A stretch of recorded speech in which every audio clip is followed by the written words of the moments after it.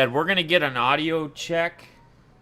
I'm actually going no hat, no hat. We're gonna get an audio check when people get All right, in, and man. there's about a 50-second delay. So, if you want to share it at all, I mean, it's up to you. If you want anybody else Absolutely. to know I'll share where, it on my Twitter and everything. there you go. All right, all right. Close, close. Cool, cool, cool. I think everything looks good. All right, Quados is in the building. Good to see you, brother. Mark, Markie. I'm gonna have you just do a little audio test real quick. I'm gonna have him Yeah, man. speak. Tell me what the sounds like for him. Go ahead. Just say test, test, or whatever. Test, test. How's it sound, Okay. guys? Let me know. How's it sound, guys? Sound good? Let me know. I know there's always a delay. I'm always waiting on OBS, and I'm like, why won't people speak up quicker? No worries, bro. I'm gonna share it here real quick. All right. Little quiet. Let me tear mine up a little bit. Should be a little bit better now. I turned it up a little bit. Do another test, test. Test, test. All right. Are we good now? He's good too. All right. Whenever you're ready, All right. we'll roll, Posting it right man. now. All right, man. I'm all yours. All right, guys. Hey, the In Depth with Defness is back, guys. Tonight I got a special guest with me. I got Markie. You also may know him from Syndicate Sports Cards. How you doing tonight, brother? I'm great, man. It's an honor to be here, bro. Yeah. Truthfully, it's an absolute blessing to get to share this experience and be able to help one person, and that's what it's all about, right? I've been itching for this interview. We touched back months ago, and you had kind of posted some things and whatnot, and I said, man, I remember messaging you and going, dude, we need to get you on In Depth. That's when I was going hard with these interviews. I kind of took a break. We're back. I figured I would give you that first shine, first shot at the queue while we're back here. So, man, I guess my first question for you tonight is going to be: Are you ready to get in depth? Absolutely, brother. Let's do it. All right, Marky. So here's what I want to do. I really want to just kind of paint a picture, or take us through the childhood. Where was it that you grew up? I guess we'll just kind of start there. I grew up in East Lansing, Michigan. So kind of, everybody does this or that would be it, right? Right? But I grew up in East Lansing, Michigan, home of Michigan State University. I'm a huge Spartan fan. Uh, in my childhood was excellent. I come from a affluent family and incredibly loving parents. Okay. Went to Catholic school growing up and public school in high school. Okay. Okay. So you went to Catholic school, then you went to public school later. You say the childhood was good. Parents are very loving, and guys, I'm gonna kind of cue on to some things as we go through this too, and kind of touch on a few as he talks. But you'll find that a lot of times when you hear his story and you hear a lot of other stories, kind of like similar with me, and this isn't about me tonight, but this touches close to me, the kind of background that we both have, and what we've kind of gone through with addiction, is you'll find that a lot of times there is a caring parent or caring parents there. It's something else that distracts us with our own addiction in our minds or whatever, that cues us or brings us away. Now, through your time, Marky, did you Mhm. were you active, like high school, like middle school, high school? Were you active in sports at all? Oh yeah. So basically, my identity growing up, my entire identity, my life was wrapped up into athletics essentially, and Okay. it got increasingly more intense in that area as I got older. When I began to feel, I remember the first time I felt kind of academically inadequate, Uh huh. and specifically math. And you believe it or not, you have to kind of reverse engineer how these addictions start and Right. how that damaging behavior and that harm kind of starts. And what I've worked to is realizing when I started to feel inadequate, and I first felt inadequate, um, in my academics, I only had a class of about 14 people in eighth grade at a Catholic school. Wow. Yeah, man. And about, I'd say every one of them, was very academically inclined. And I just couldn't hang at the speed of that math class. And I remember in that instance having a very, what turned out to be a dangerous thought, that if I can't do it here, I'll show you guys somewhere else. Mm, And right. that became basketball. I played basketball, football, baseball, Yep. all through middle school and everything, and early into high school, but really began to focus on basketball. Okay. And that's where, man, I had this crisis of identity, I'd say, that really started things for me, because I got very, very wrapped up in that, trying to compensate for where I was very insecure. So would you say that as you're active in sports, playing sports, maybe when you're, and I don't know exactly what time frame the drug use came into your life, and we're obviously going to get there tonight, but would you say that was there at some point, like maybe in high school, maybe cued around sporting teams, high school teams you played sports for or something? Was there partying or get-togethers or after parties, or if you want to call it, you're still in high school, frat parties, whatever? I mean, same kind of thing. Jocks, whatever, sports guys getting together, and maybe you didn't even hang out with them really. Maybe you just kind of did your thing on the court, on the field, wherever, and stayed to yourself, because again, you were saying, the insecurities and how you felt about yourself. Was there any kind of use or anything that kind of first started or pointed to or pinpointed to get you, trailing towards that road, or no, in high You know, school? there was definitely parties, Right. but I never drank. I didn't drink until like just about a month before my 21st birthday. In high school, I was very, very into my physique and Yeah. everything. I'd eat hardly, basically like chicken, rice, and broccoli, because that was part of that image. That Right. image that I was trying to cultivate to make up for those Right. insecurities in academia. So, I was around the parties and everything, Yeah. but ultimately, man, I was a late bloomer addiction wise. It happened a little later. You're like me, Um, yeah. Yeah, same thing. I mean, mine was probably even later than even you are right now, because you're what, 20, what, 24? yep, 24, man. 24, yeah, 24 years old. So I guess let's kind of pop into, so at what age did the drugs, the downers, the Zans, what you preferred, your drug of choice, when exactly, at what age did that come about, or that come to Well, fruition? yeah, the first time I had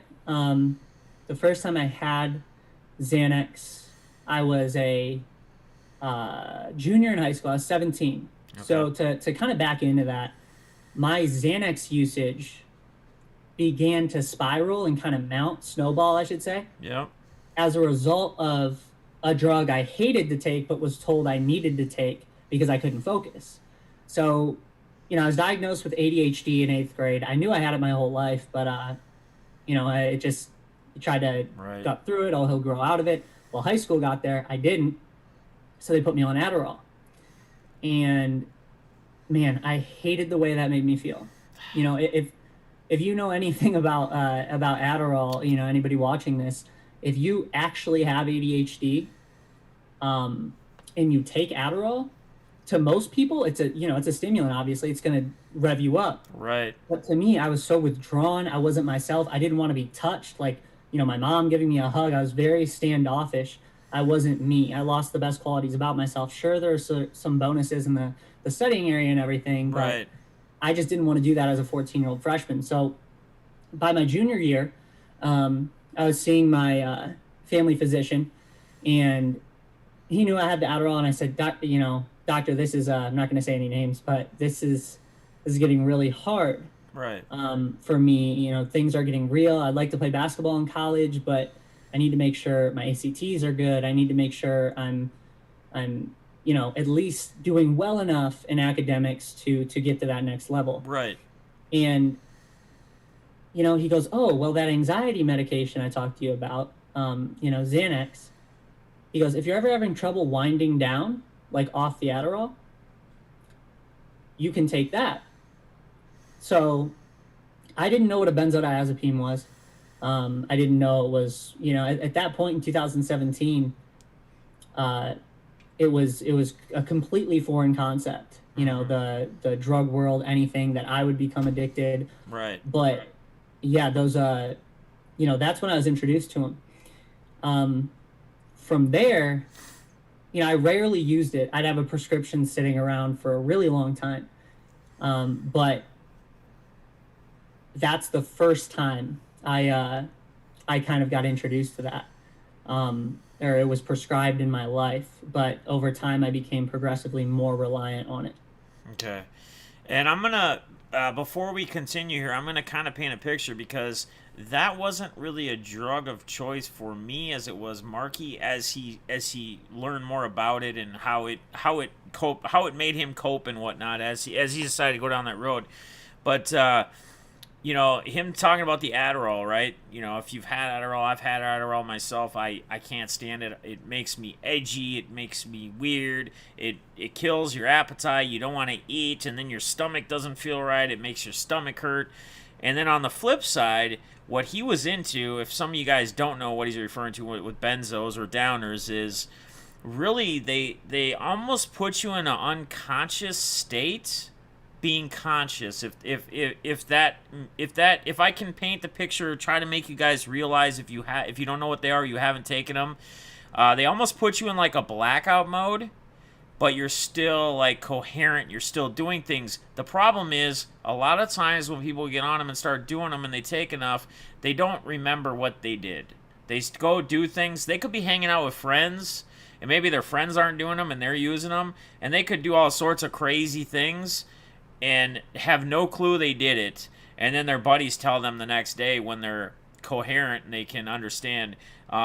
A side note that I'm going to say real quick, and I shared this with him before we went live, and then we're going to really get into his whole thing and what he's going on, but I'd only really taken benzos one time, my own personal deal, and there was a girl I was dating, and she really got me on the Molly thing, doing Molly, and she wanted to do it every single night, and I finally had to get away from her, even being a drug addict, because I didn't want to do it every night. I told her, get lost.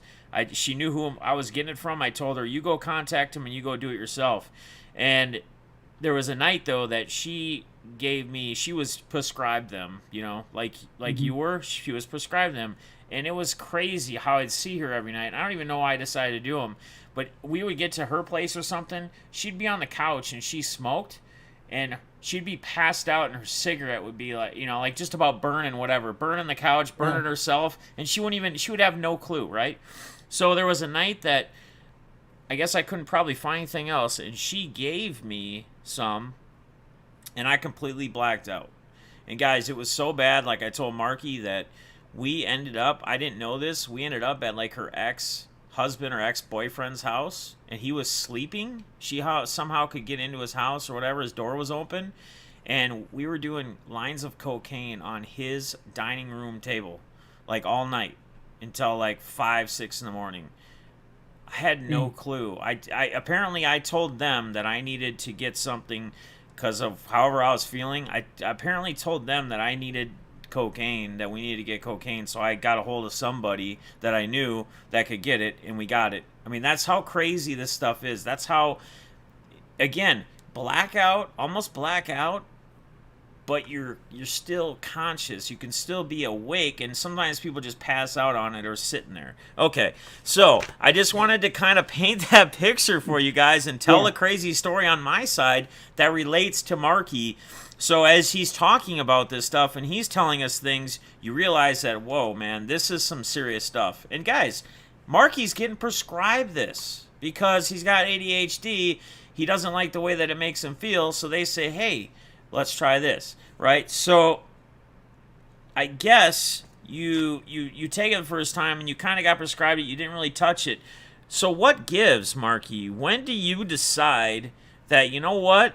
Maybe I just want to start taking these things, and I'm going to take these things consistently. Like, what changes? So I'm going to give you a little history from that junior year to about 2017. So my junior year was like 2014. What happened in those 3 years? I was dating a girl all through high school, and that was part of that image, that I wanted to cultivate, to make everything appear like I was extremely confident. Everything was going right for me. I had it all going on. Um, and again, you become very attached to those things. So Right. over time, like I said, I failed to mention earlier, I was dual diagnosis. So I was anxiety and ADHD, which are Okay. kind of, very, very tough to combat at the same time. Yep. So with that being said, those were the drugs prescribed to me. But ultimately, when things started to get bad, I remember, sorry, I got to back into this, man. It You're was good. Christmas Day 2017. Christmas Day 2017. And I remember my brother, my best friend who lived with us through high school, or part of high school, Devonte, was there. Mm-hmm. And it was you know early in the morning, and I don't know why, but I was very panicky. I was anxious, and I felt I didn't have any good answers as to why I kept feeling this way. I'd been feeling this way for a while. I had this impending sense of doom. That's what they call it in like a clinical, Yeah. psychological world. Yep. And I felt like things were just going to collapse around me. I felt like I was losing control of everything. I felt like I was, I had lost basketball. I chose not to play at the small D3 college I was going to play at. Um, and, I felt like I'd lost that, and I was clinging to the rest of this image and trying to maintain it. So I didn't want to feel anything. Right. And Christmas Day 2017, I remember sitting there. And this is what's wild about addiction. Everybody around me was bubbly, happy, grateful. And I didn't want to be, a party pooper. I didn't want to shit Right. on their mood. Excuse my French. I'm sorry. No, you're good. If if I said, guys, I'm just not feeling good. I'm not okay right now. I don't know why, but I'm not okay. Like I'm suffering up here. Right. And I took those in the morning, and I slept, man. At the time, I think I took 2 of my 0.5 milligram pills.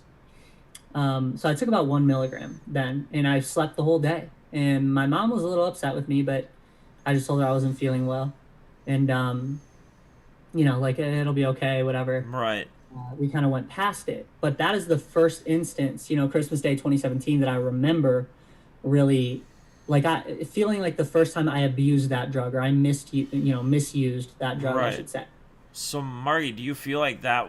Do you feel like that point right there, that day? Do you feel like that was really the takeoff day, or do you feel like it was you kind of dabbled into it, but then you kind of stood back? Like it wasn't like, okay, I'm doing this, I did this now. Okay, well, it's going to be months or many weeks or months later, and then I'm going to start doing it again. I mean, was this really the tip of the? This was the I guess putting the foot to the pedal and let's go, and we're going down this road, or was this hey, we're just kind of testing the waters, we don't really know yet, where would you say you were right there at that point?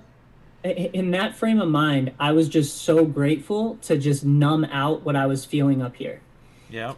So I didn't care what it was. You could have told me if you drink a cup of apple cider vinegar, Right. I could get that same result. I could just numb out, sleep all day, not feel anything towards anyone. Yep. You lose that little side of like being humane in you sometimes. You become Right. very cold, like detached from things. Yep. And that felt very good, even if it was for a brief time. Right. The window of that drug's effectiveness. Yeah. But from there, yeah, that was the kind of the kickoff point to where I got attached to feeling like, I could just get out of a situation. I could get out of what, my head and the things I was suffering from, and insecurities, everything, things that could go wrong. I could get out of that by Right. taking this little pill. Right. And by June 2018, I went back to him, said, yeah, the Xanax isn't doing what it's supposed to. Got my dose up. The biggest size pill they make is 2 milligrams. And I had 120 of those prescribed to me a month. And I remember in June, By Yeah. June 10th, I picked it up on the 1st. By June 10th of 2018, I had went through the whole bottle. I was going to work, taking about 6 bars, as they call them. Yes. Yeah. Yeah. Yeah, just functioning. That was my functioning dose.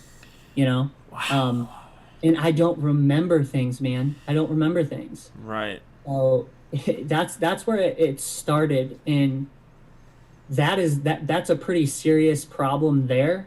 Yeah. But that was far from my rock bottom. Right. So you said it made you feel. I guess if we were to use like a one word, we'd say invincible, right? Because you said you feel untouchable. You feel Yeah. like you couldn't get in trouble. And I'm gonna tell you what, whether it's a downer like that or whether it's pain pills or whatever, he used the word numbness or numbing himself or numbing his mind and numbing his worries and numbing his thoughts. That's what us addicts are looking for, right?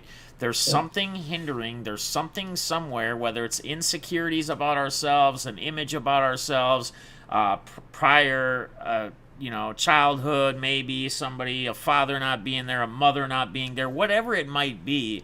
We're trying to get away from that.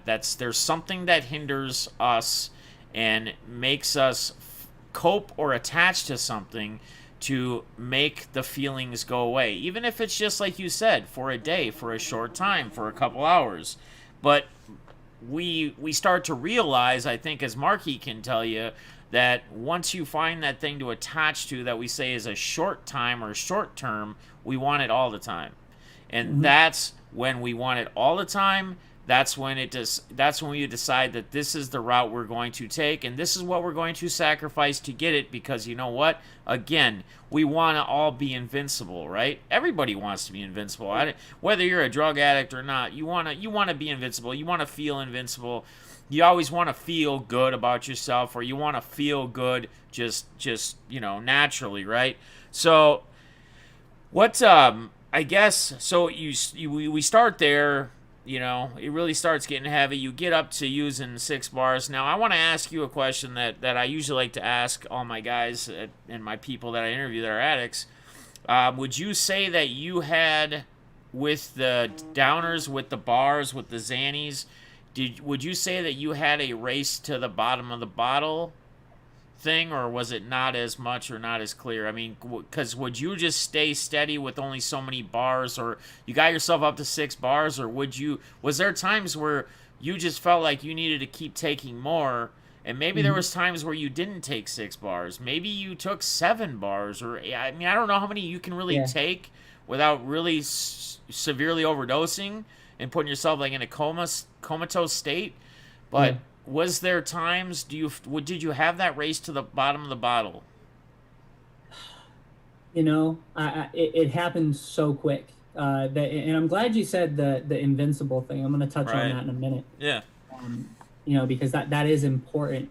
Because it kind of shows us how weak we are. But Right. uh, the race to the bottom of the bottle for me, it started that June. I would try to ration them, knowing if I was going to function throughout the day and maintain face, like save face with everybody, Yep. and pretend like I'm, happy Marky, like I'm okay, everything's great, Right. um, thriving, in my own business and everything. Like, Yeah. if I wanted to do that, I knew it took 6 bars. But quickly, as all addicts know, and for anybody out there listening who doesn't have much experience in that realm, that doesn't last very long. Right. That doesn't last long. That dose that used to get you there Yep. doesn't get you there. You Yeah. know. Yeah. So my girlfriend of 5 years at that point, and I. So that's June, July 4th. It was Independence Day, and Yep. obviously that was not my. Didn't need to clarify that, but July 5th. July 5th, I don't know what it was. She had a wonderful family. Her and I had our own issues, and we were kind of growing apart as it began, but they wanted to go out on the boat. And I'm not scared of water, um, but I don't like being locked in. And I knew we were pretty much going to be there all day. Yeah. They had a deck boat. Yeah. And some people really enjoy that, but I didn't like not being able to get to a space where I felt like I was okay. Yeah. Like I could, call like my mom and I like I rely on her a lot Yeah. for support and everything, and I didn't have that. So I tried to hide that use from her for a while, like my Xanax and stuff. Like I knew she'd be able to see it in my eyes. But Right. that day, July 5th, I took about 12 bars, 6 bars on the boat and like 6 bars right after. And I guess, there was like a half gallon of Grey Goose on the counter. And we had drank a little bit of it, like the family and everybody was there. Yeah. But I started drinking that and I was on Xanax. Um, and Wow. I started saying things to her that, man, I still have not forgiven myself for. Um, you know, and she forgave me, Yeah. and she said that, it's okay. I know you weren't in the right frame of mind, but it's not okay. Right. And she said, I can't do this anymore. I'm done. She drove me about halfway home from up north in Michigan, and she had called my dad and my brother-in-law and said, you need to come get him. Like he can't be here. He can't be here. He can't act like this. I'm done. Wow. Um, so after that is when things even took off to a whole new level, a Right. whole new level. Wow, man. 12 bars, half a what would you say? A half gallon, half liter of Grey Goose. Oh yeah, I didn't drink the whole thing, Yeah. but um, it was I drank enough of it for her to notice, and that's when she came to talk to me and was like, "Are you on?" I guess. And again, I don't. What hurts is I feel like I can't move past that sometimes because I Right. don't even remember that. She had to tell me what I said. No, right, right. And I believe you when you say that because, like I said, I had to explain to everybody here that doesn't know or hasn't taken them before what kind of frame of mind it puts you in. You really don't have a frame of mind. You're there and you're doing things, but you don't even know you're doing them. It's crazy. So before we tally on, I wanna touch on you had brought up you wanted to speak on the word invincible, and you said because it shows how weak we truly are. What did you want to touch on about the word invincible? You know, that kind of goes. That was kind of that next phase. Okay. In my addiction. Well, let's get into Um, it. You ready to roll? You ready to let's move do it, on? man. All Let's right. do it. All right. Go for it. And guys, I'm an emotional dude. I'm an open book, but I'm It's an good, emotional man. dude. It's all good, man. They've seen me Yeah, cry if a I million times. what'd you say? They've seen me cry a million times. I shit you Okay, not. I'll be the next guest who cries then for There you sure. go. It's all good, man. But right after we broke up, um, I can't. I think it was 36 hours before I was already trying to find, you know, the next girl at least for that night. And I know that's horrifying. I Right. have three sisters and a mother who is truly superwoman, Right. um, that I treat respectfully and everything. But I wanted to fill that void. I wanted to try and get that image back. Like I'm okay, I'm good. Like I still do my thing. Like you Right. know, there was this insecure arrogance about me that came out as me truly trying to feel invincible. And I was hurting people. I was hurting girls, not physically or anything like that, but Right. emotionally because I didn't care. I was taking this drug more and more at that point. So I would run through my prescription, and that's the first time I remember going to the street to buy them. Wow. Um, And you know, remember, guys, he was getting what 120, 120 bars. Yep, 120 bars in what 30 every 30 days, or how often was the every prescription? 30 days. Yep. Yeah, 120 bars every 30 days. So just put that in perspective. And now he's running out, so he's got to get more. So he's going to the streets for it. All right. Yes. Yeah. That was that's when I remember pulling into the driveway I was meeting one of my plugs at, and I remember feeling like, is this wrong? Like, am I doing something wrong here? Right. You know, but I couldn't even get myself in that frame of mind to admit or to grasp the magnitude of what was happening and what was forming in myself because I was so attached already to this substance. It was my lifeline Right. already. It had already become my lifeline. Less than 12 months from when I first felt like I abused it. Um, So I use that drug. I use that drug to again maintain that image. Everything's okay. Everything's okay. I'm good. Right. You Right. know. Right. And my prescription the next by August that next month it was cut off because it was our family physician and Mm. my mother and my father informed them because they had heard what happened up north with the girlfriend and everything. Yeah. Um, and my mom had a suspicion that it was becoming a problem, but she had that cut off. She had it cut off. Um, and you know, here I am so far from being ready to give it up because it was all I had at that point. I was in so much pain. I felt like I was losing everything, but I had this one pill, this one system that Yeah. I could get 4 to 6 to 8 hours of feeling invincible. Right. You know, and that's man, it got ugly from August to December because my parents kind of started to realize I had a problem, and progressively through there, Yeah. um, man, I was buying anything I could get. Benzodiazepines is the classification Xanax falls under, but if I could get Valium, Ativan, temazepam, like anything, and Yeah. I'd try to just make up for it in quantity. Right. So I can't tell you, man, how much in that window my support system kept me alive. And this is the end of 2018 because I had no regard for what I was going through. Right. I knew I was suffering. Yep. I knew I was hurting. And they kind of, my mom and dad, who are also my bosses, they kind of forced me into just seeing help. And we went to see this specialist. She was a psychologist, but she said, I'm booked. She's the number one psychologist in Michigan. Okay. And my dad's one of my dad's best friends was able to get us in. She said, I'll see you for an assessment and tell you what I think you need to do, but I can't see you as a patient. I remember going through this long assessment. Then she asked my parents to come in. Yeah. And keep in mind, this is the end of 2018 now. Yeah. And she says, Mark, you have a severe addiction, and I think you need to go to an inpatient treatment facility right away.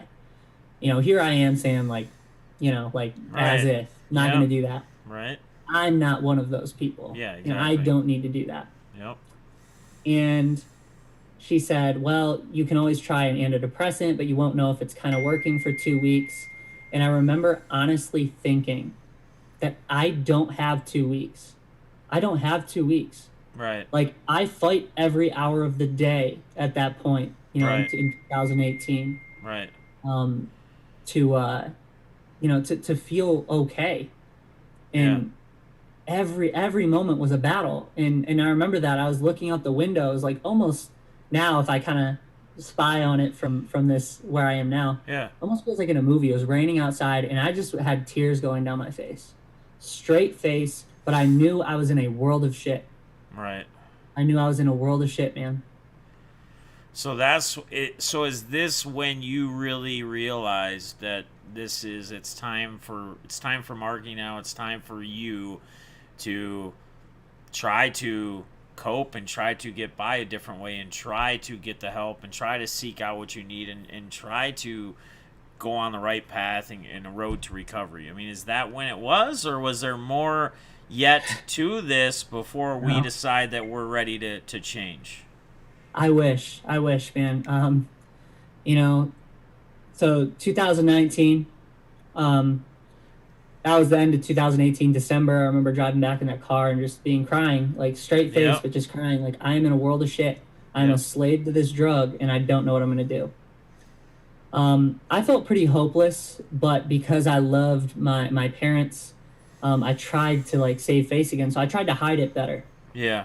I tried to hide it better, and that doesn't work very well. It seemed like every week, it started every month, kind of they'd catch me up and be like, you're on drugs, you're using drugs. Yeah. This is so out of character for you. That's not my son. Yeah. And man, that's how that went. But in April of 2019, I met who I believe is the love of my life, man. And again, this is probably where I'll start to get emotional. It's all good, man. So that's what you need to do. That's what we all need to do, man. Right. Sorry. People are afraid to do it, and that's you need. Here's what I always tell everybody: you need to let emotions out. We all do it, whether we do it in the shower alone, or behind and not in front of a camera. Which I don't tell everybody has to do that, but when you're telling this story like this, it's gonna happen, man. It's you're human, dude. You have feelings. You're a good guy. That's why it happens. So all good, dude. All good. Yeah. Thank you, man. Nobody's judging, man. No, it's just you know, the things she put up with, like from April. I met her in April 2019, and I hid it from her very well because she was in Troy, Michigan, and I was in East Lansing. Yeah. So I'd see her on the weekends, but we'd also go out to like have some drinks and stuff, and I'd also take drugs. So a few instances came about that were just wild, man. And she doesn't even know this one, so if she hears this is the first time she'll hear it. But we're far enough from it that she can appreciate where I am now. Right. As a Father's Day present, I agreed, or not agreed, sorry. Her and I took her dad and my dad to a Detroit Tigers game. Okay. And I don't know what it is, man. I just couldn't stand to be inside my own head. So of course, I take drugs to be there. Yeah. And I'm fine. At that point, I knew, okay, I have to at least be in it. I have to put on my, this face for her dad, for my dad, and treat them to this. But afterwards, we went out with her dad. And that's really and he's an awesome guy and everything. That's really where this kind of this night went dark for me. Okay. And because I had taken that next dose that I had in my pocket. Yeah. And man, so I guess what happened was my girlfriend and I get an Uber home, and I tell her I'm not ready to go home yet. And I don't know what I was thinking in that moment, but I decided to go on Hotel Tonight, book a hotel room in Detroit at Greektown Casino. Oh boy. Go down there. I end up buying I was hanging out with a few dudes there, and I ended up buying like $500 worth of cocaine. Oh. I don't know why. It was gone in the morning, obviously. I just remember the payment. Right. But I woke up there thinking, oh my God, one, how did I get here? Two, why on earth did I do that? She is going to be livid with me. I was supposed to go to a wedding with her the next day, and I wasn't there. I woke up late, and I texted her. I said, I'm so sorry. That's all I could say. How do you explain that, man? Right. That's so, talk about acting out of pocket. That is just, that's unbelievable. So, obviously there's the self-loathing, you feel horrible and all that.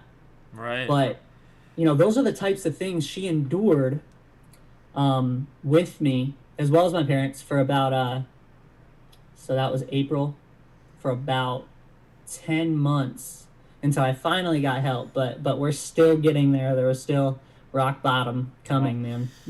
Let's hear it, man. Whenever you take your time, we're good, man. This is sorry, I'm getting a little parched. No, I think we got a good message going here. I think there's a lot of people that are going to take a lot away from this, like in honesty. So that's why we're here, for you to tell your story and message. So thank you. Yeah. Thank you. Yeah. So, that was in the summer. At one point during the summer, I was admitted to a psychiatric hospital because I was telling pretty much everybody that I wanted to end my own life. Not everybody, but definitely not everybody. My mom, my dad, my girlfriend. Yeah. Admitted to a psychiatric hospital for, those thoughts. I wasn't released from the hospital. I had to go. That was wild. I remember sitting there. And in a psychiatric hospital, now that's not rehab, they will still give you like a prescription drug, a controlled substance. Yep. just to maintain your sanity. But I remember sitting there thinking, how did all this happen? How am I here? Right. You know? And when I was in there, I wanted to get better. Um, I wanted to be like, how can I combat this anxiety piece? How can I do better with that? Perform at work, knowing I have ADHD, Right. and here I am, kind of getting my mojo back, feeling like I was there for 6 days, and I was kind of getting my mojo back, like, okay, like this is it, this is rock bottom. Right. But I had no real plan of action. I didn't even understand addiction at that point. Right. I just thought, if I can just get a grip on things, that's not how it works, man. You're a Right. slave to a substance at this point. Mm-hmm. So what I did was, I came out and I fought like hell for like 4 or 5 days to not use. But we know how that goes. Those Oh, of you that yeah. have struggled with addiction. Yep. If you don't have the firepower to fight back, all the fighting in the world, man, it's gonna be futile in comparison to that Right. physical pull you have for your substance of choice. So within 4 days, I was back on stuff. I was taking it. Um, People didn't know what to do around me. October, or sorry, it was November, weekend of like November 11th, I believe. I think that might have been the day. Mm-hmm. It's another instance where my girlfriend, I spent the weekend there, and I blacked out Friday, and I don't remember anything until Sunday morning. Oh, man. We started, because she didn't know I was on drugs, so we had her dad over, show him the new apartment, everything that we had there, Yeah. and we had some drinks and everything. But I mean, that's like fuel to the fire, even a little bit. Oh, yeah. You become belligerent, you become nasty. You're already on this substance that makes you not really care Right. about what people think or say, or what they have to say to you. And then you add alcohol to that, man. Right. And on top of that, it's lethal. So we had starting Friday, we had about a half gallon of 1800 tequila in there. And I don't even remember this. Again, I never considered myself a heavy drinker. But Right. when I was on Xanax, all bets were off. Right. All bets were off, man. I was not reliable. I was just a absolute wild card. Then, yeah, so Sunday morning, I wake up, and I'm like barely in it, out of it. I had, this is, I have to tell you the embarrassing things, Yeah, sure. because I want to, be able to relate to people and understand Right. that we've all been there if you're struggling with this. Absolutely. My girlfriend informed me. She called me because she went to sleep at her parents'. That's how she was distraught. She didn't know what to do. So she told me, you peed on the floor. You just stood up and just peed. And then you peed the bed later. Wow. That's how out of it I was. And I was like, at that point, you don't have any, there's no good reason for that. No. I don't have, I was No. just like, No. Yeah. How do you was- explain how you? Yeah. How do you sorry. explain why you did that? Yeah. I And- don't. I wasn't responding the night before when she had left out of anger because of something I Wow. said. Because of something I said, and she was banging on our apartment door and everything, and she had to take the screen off and break in the window to come check on me. Wow. And that's something, man, where I am so blessed that girl did that, because I was on so much Xanax. I went through that whole half gallon of tequila, and she didn't have to do that, man. Like, Right. I sit here and I think about how grateful I am that she did, Right. but she did check on me. I had to get to, they took me to the hospital. I spent a little bit there. And I remember them asking me questions there at the hospital, like, were you trying to die? And I said, like, no, I just didn't want to feel anything. Right. Like, it wasn't about dying, it was just about not feeling. Yeah. And, that was in November. And I I guess that was where rock bottom really started to unfold. It became every week something like that was happening. So how long did this rock, like the absolute rock bottom, how long, Marky, did you let the absolute rock bottom play out? Like, was it months? Was it, half a year? How long was it that you absolutely let that stuff continue to happen, rock bottom? I mean, at the absolute bottom, before you So that was decided I'm taking a man, turn. that was November, December, So about a January. year, well, that would have been a year ago, about, and then Yep. so Um, November, December, January. Um, I was I found a new rock bottom every week. It felt like, right back there. right, I'm at my family's, my childhood home right yeah, now. yeah, Um, my dad found me at the foot of my bed, like keeled over, like just sitting. I don't know why, right. on the floor, and I was passed out. And there was a pile of Xanax on my nightstand, and he didn't know what was wrong with me, but he looked over there, and he saw all these green bars, Right. and I don't remember any of that either transpiring.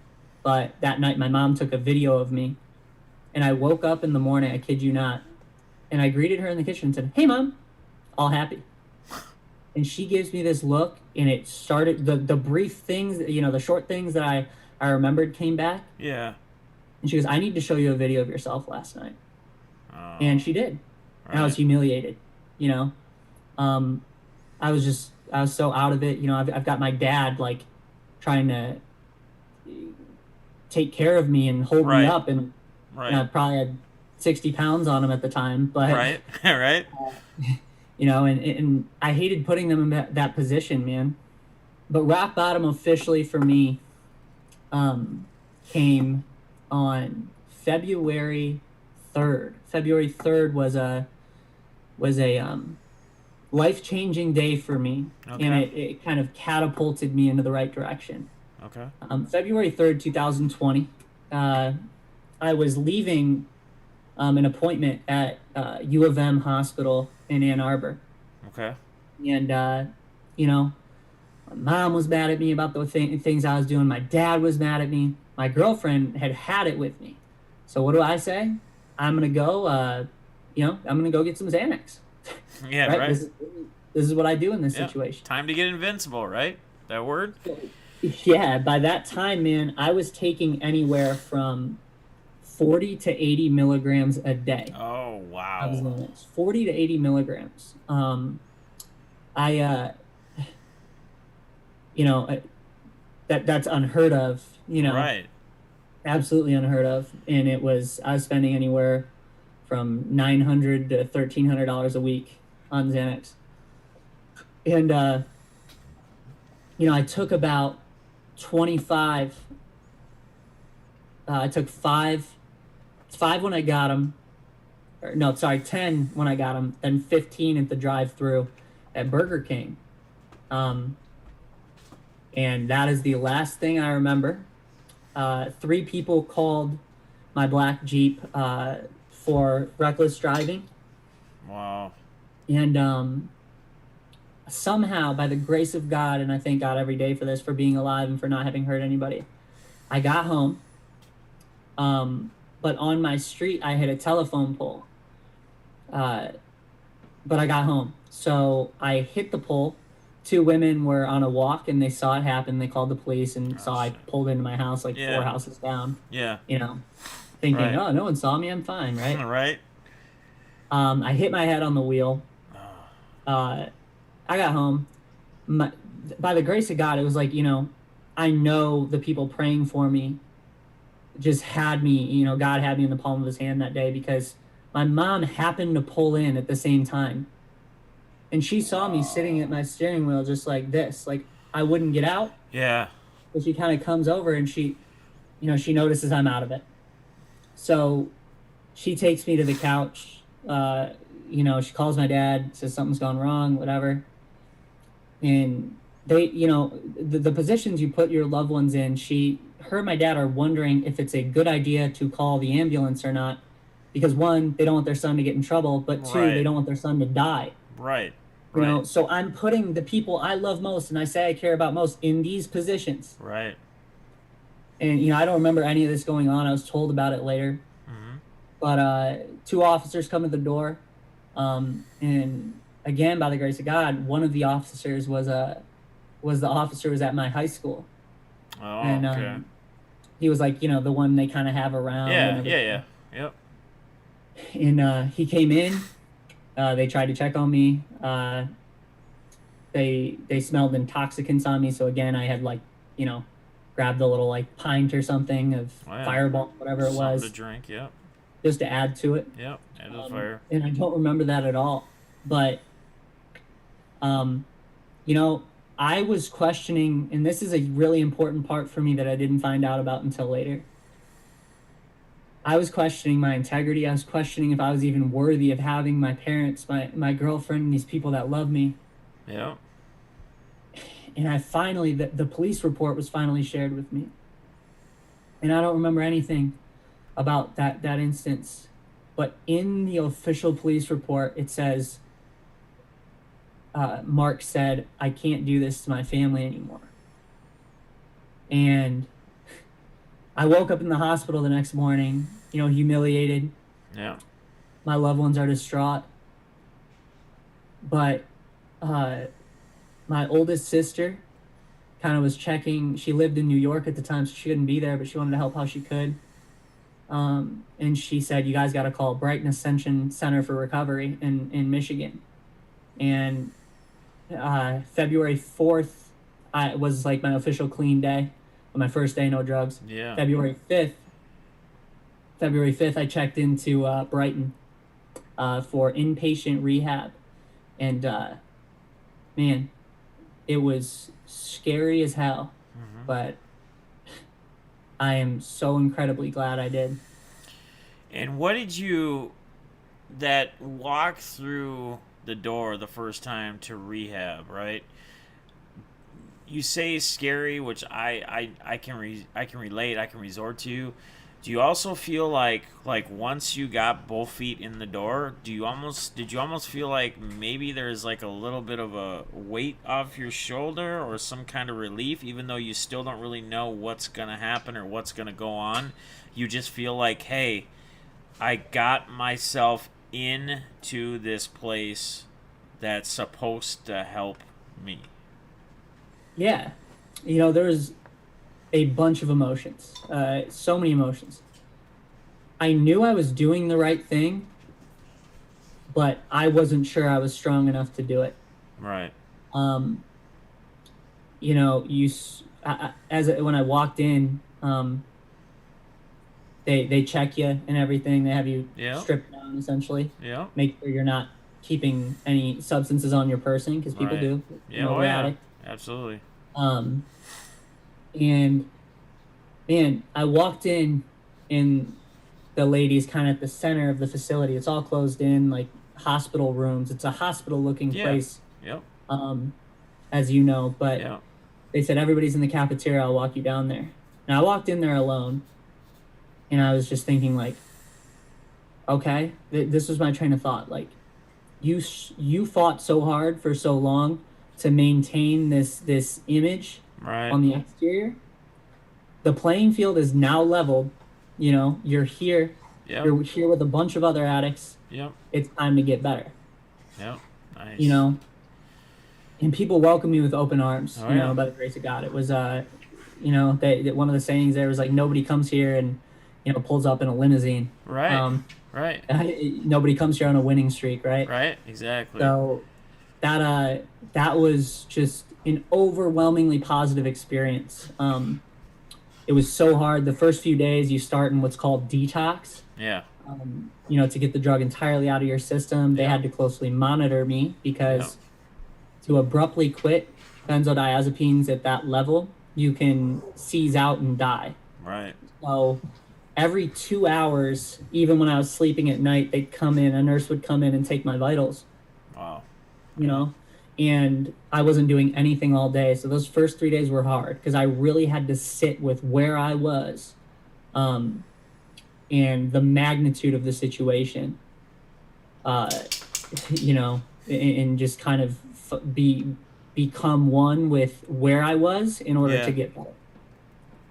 Wow.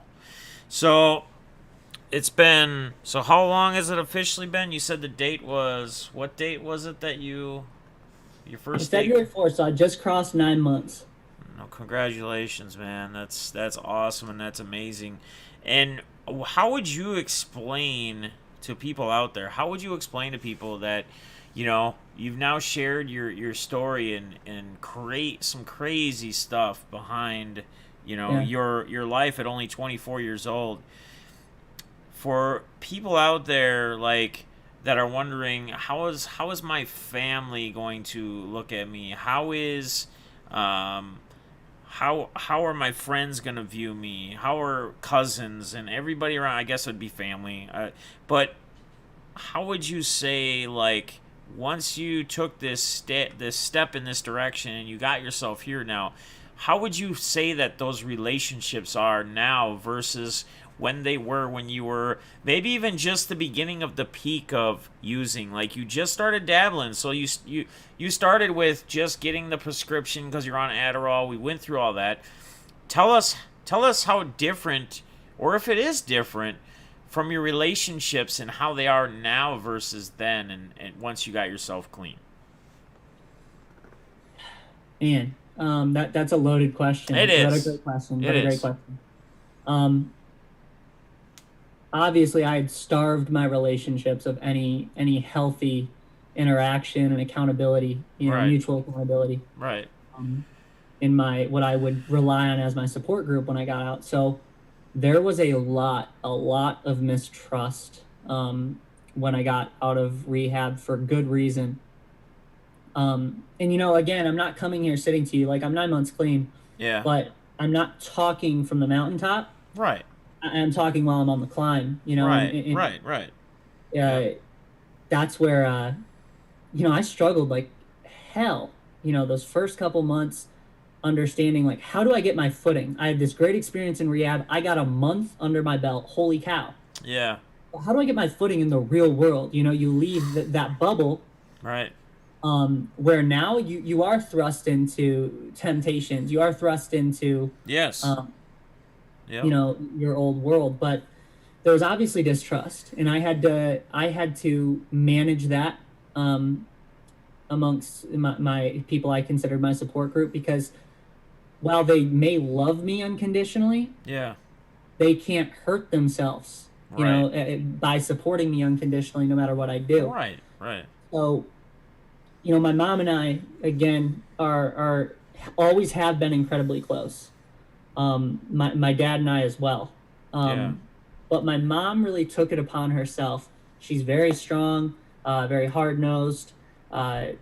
She, she's incredible, Yeah.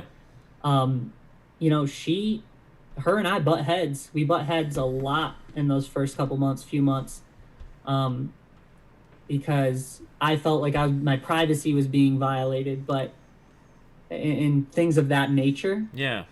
But there's a trust with those people that you love that you have to restore. Like I have little triggering experience we Oh talk yeah. about as Yeah. addicts. Triggers. I have Yep. triggering experiences myself. They have triggering experiences as my codependents. Oh yeah.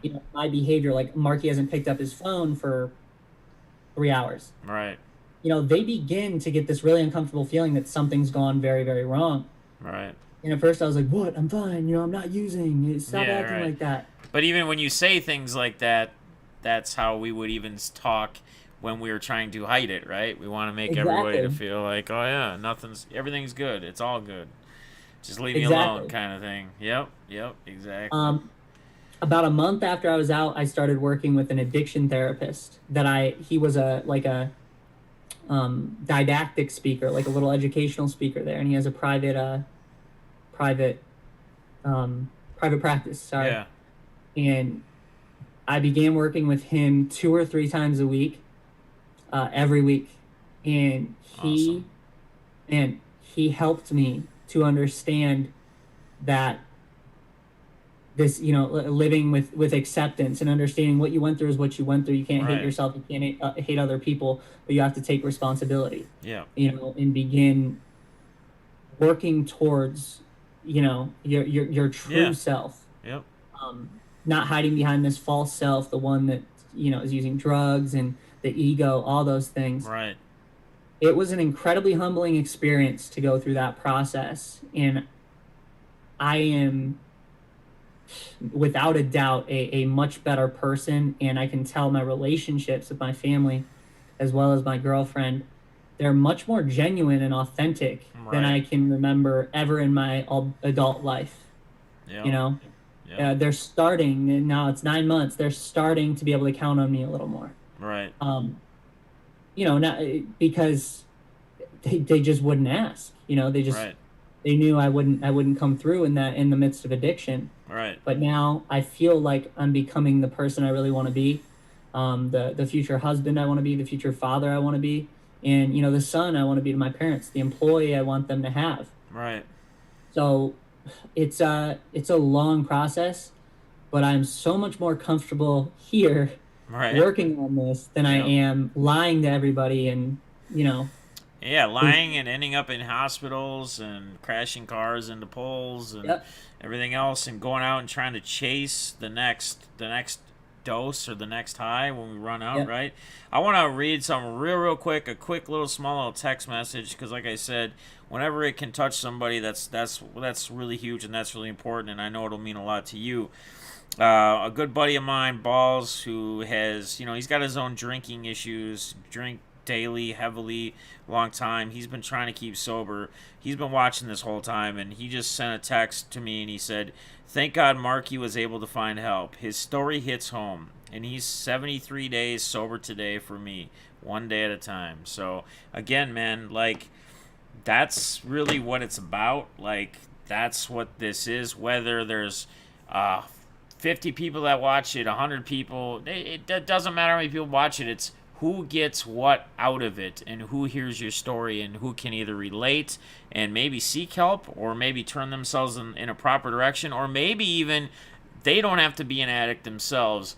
Maybe it can be somebody that they're friends with or that they know, and it's a way for them to look in another view and hear from somebody that was an addict, or is recovering now, to help somebody else. So, I what did you mean, say his name was? it's Matt Balls, Matt Ballsley, Okay, balls. Ballsley. I call him Balls. We call him, Okay. Balls, whatever. But yeah, um, Balls, man. I gotta say something to you real quick. That, first of all, man, that, as you can see, brought me to tears. Just um, that you're hearing this, and I want you to know, I know the pain you've been through is beyond legitimate. yeah, But the road you're on right now, and congrats on where you're at, brother. That's huge. It's beyond worth it. It's worth it, man. I know where you're sitting. I know how uncomfortable it is. You know, it's it, it's one of the toughest things that is inexplicable to most people. But you know what you've got to do, and tap into that inner strength, and get in touch with your higher power, man. It's huge. I appreciate you, brother. It's an honor to have you share those words. yeah, and that's really, I mean, kind of what you said, man. That's it. It's like, it's a it's a very, very tough battle, and it's a battle every day. Whether you're 9 months, whether you're 3 years, whether you're 10 years, every day as an addict is a battle. It's a fight. But if we can see and appreciate where we're at now, and where we stand and where we sit, and how our relationships are with the people around us, and how we see life now versus when we did, it makes it worth the fight. It makes it worth the battle. You, again, like you said, the identities, the wanting to be important, and in your appearance, and being insecure and all that. I would, if I were to be a betting man, I would say that today, 9 months for you, I would say that you don't have the same insecurities. I would say that you sit there with more confidence, and I know you do, and I can tell you why, because you decided, you haven't shared your full story with anybody. You decided that you were going to do this. You were all about this. You were excited to do this. And that right there is huge. That's a huge step, and it really is. And it shows me and shows anyone else that watching that you are not in that same insecure state that you were talking about early on when you know, growing up and starting to dabble in. Because if you had that same insecurity, you wouldn't be sitting here right now. You wouldn't do an interview that's going on YouTube that, you know, people could search and find if they look up drug addiction or whatever else. So that's huge, and for you to share it is absolutely amazing. It's awesome. It's been an honor for me to actually be able to sit here and listen to your story, because once again, there's so many things as you tell the stories that bring me back, that put me in situations, that put me in the same chair, that you know, even if we didn't really have the same drug of choice, we're still the addicts. We still get in the same situations, and we actually did have a situation like I shared with everybody during here to kind of give them an idea of the blackout state. And I think it hopefully helped people as you were talking about your situations and those stories and what had happened, and on the boat and the hotel and the casino and everything you shared, which has just been absolutely awesome and absolutely amazing. And I'm going to let you close it out, but I want to touch on one other thing real quick, because you know, you are really, the way we connected was from the hobby, and this was more about your story on your drug use and everything else. But I do also want to take a minute and take a little bit of time, since you shared your story with us as well, to kind of like give you or let you talk a little bit about, you know, your hobby, your connection to the hobby. And, you know, I know you're doing breaks. I don't know if you still are. I saw a tweet, and I don't know, I might be just making things up, but I saw a tweet about something about looking for a graphic or a website and a designer and somebody to do some things. I don't know if that's for the sports cards and for breaking, or if that's for something else. But dude, share whatever you'd like. If you don't want to spill any beans on something, if it's too soon, don't do it. But floor is yours, man. Like, just talk a little bit about your connection with the hobby, and, you know, what got you there, and, you know, what you got going on. So thank you. Yeah, again, absolutely. I'm grateful that the hobby brought us together, and that it's brought me to so many amazing people that I hope are going to see this, because, you know, they're like the first people I shared this with, you know, coming out of vacation. So anyways, you know, I was doing breaks for a while, and I was really trying to find, because I knew I wanted to do something with it. I don't think I would want it to be my main hustle. I think that would, and it's not, I think it would take a lot of the enjoyment out of it for me. It's a lot of work. It's not a position I want to put myself in, you know? But it was incredibly fascinating, you know, working in finance myself. It was incredibly fascinating just to see how things were going. I opened a lot of product in 2018 in the midst of, you know, some bad stuff going on.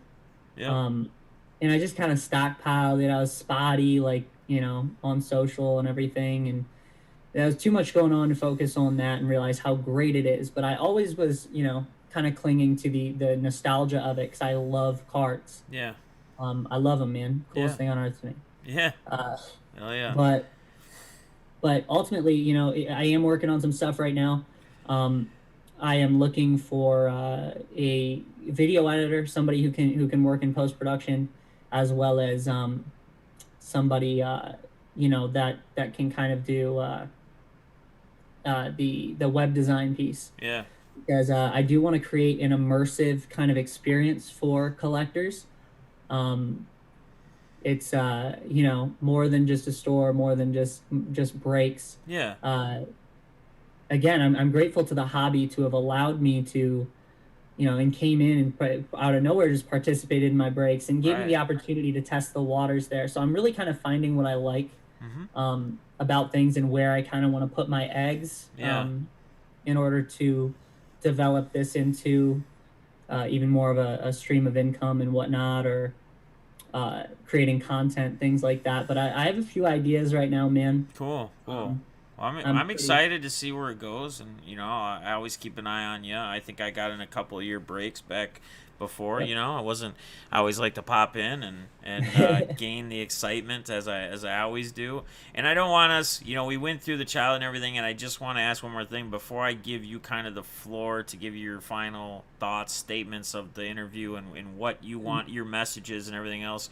But when was it really? When was it that the hobby really got? When did you first really get connected to the hobby? I guess is what I'm trying to ask you.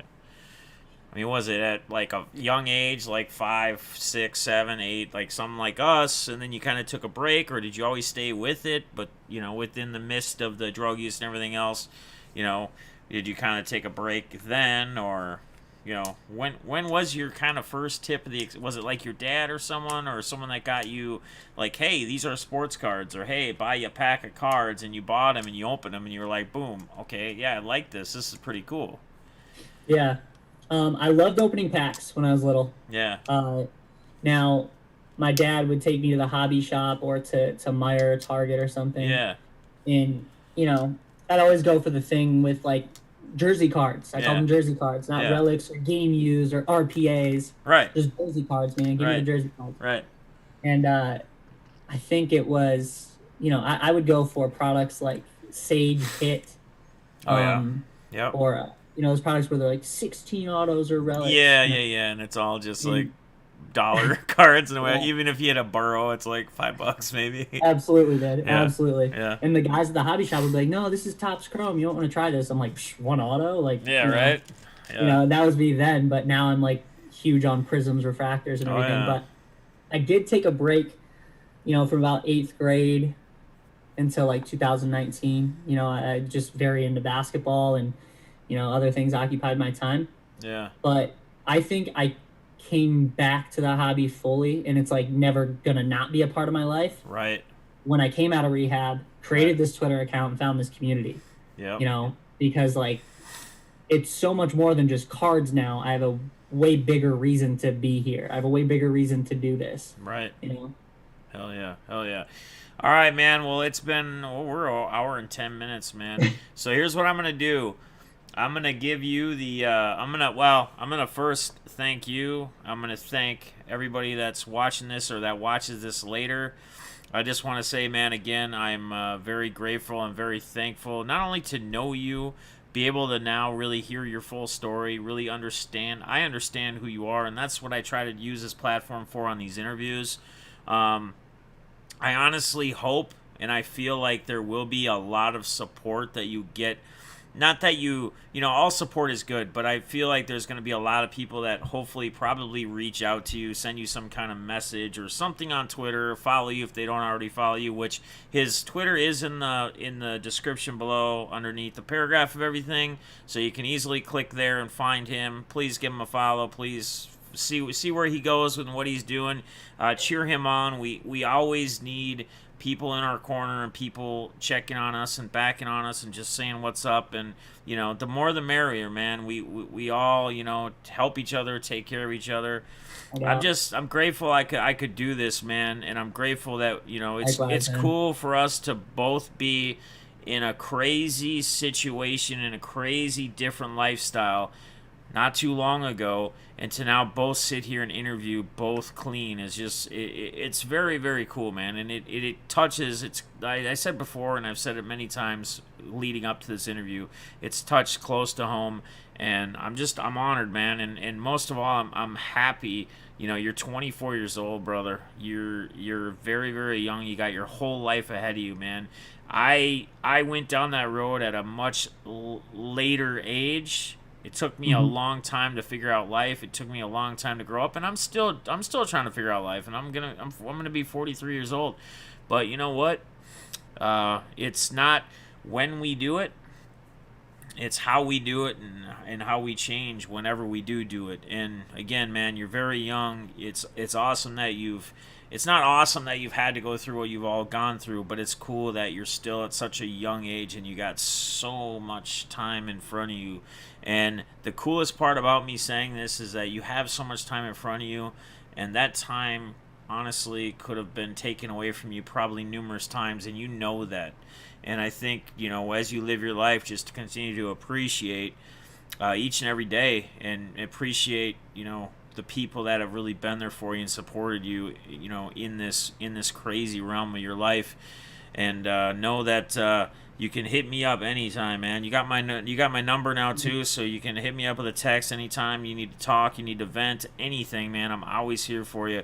I'm gonna leave it to you, man. Closing statements, anything, a kind of message you want to share with everybody, and yeah, man, we'll end this off after that. So go for it. First of all, man, likewise, the feeling is mutual, and I look up to you, man. Like that's that just incredible where you are, what you're doing for people, and it doesn't go unnoticed. I know that, and I hope you know that, man. But as far as closing statements go, I really want to touch, whoever may be watching this who is struggling, or whoever comes across this that is struggling, or if you know somebody that's struggling, your pain, your suffering, what you're feeling is not illegitimate.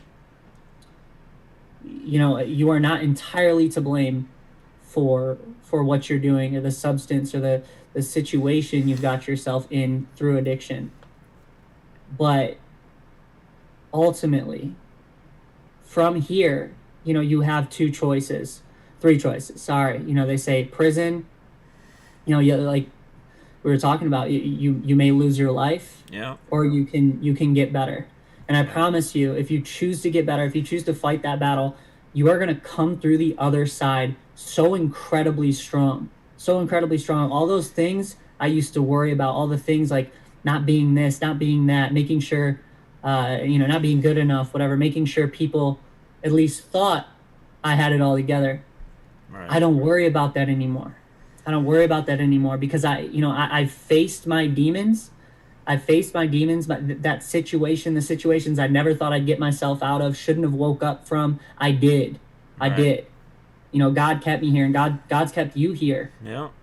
For some reason, man. So make it count. We only got one life, and thank you guys for tuning in. Awesome, man. Hey, appreciate all you guys. Love all you guys. Thanks for watching.